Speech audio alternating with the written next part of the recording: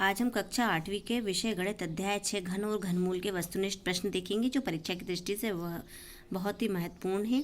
23 के घन में इकाईकांक, देखिए इकाईकांक ज्ञात करने की ये होती है, जो 3 है उसका हम घन करेंगे तो 3 तिया 9 9 तिया 27, तो इकाई के अंक पे क्या आएगा 7, तो इसका उत्तर होगा बी।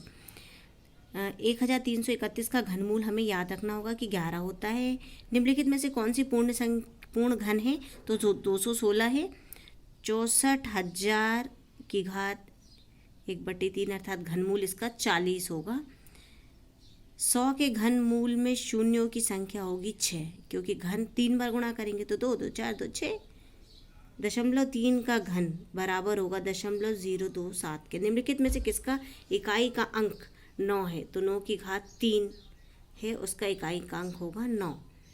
8 की घात -2/3 का मान होगा 2 की घात -2, क्योंकि 2 ये जो 8 है इसको हम 2 की घात 2 लिख सकते हैं, 2 की घात 3 लिख सकते हैं, गुणा -2/3, तो 3 से 3 कट जाएगा तो -2 बचेगा, 2 की घात -2।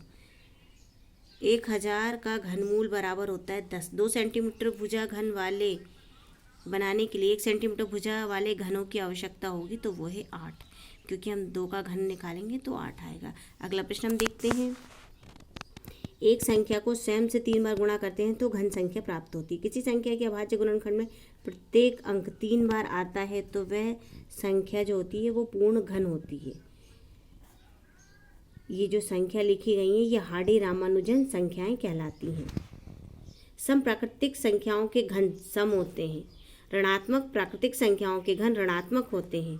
a की घात m गुणा b की घात m, तो ये a गुणा b की घात m हो जाएगा। जब ये नीचे जो लिखा है वो आधार होता है, ऊपर वाली घात, तो जब घात समान हो तो हम आधार का गुणा करके घात ऊपर लिख सकते हैं। इस प्रकार ये आप रिवीजन कर लीजिए।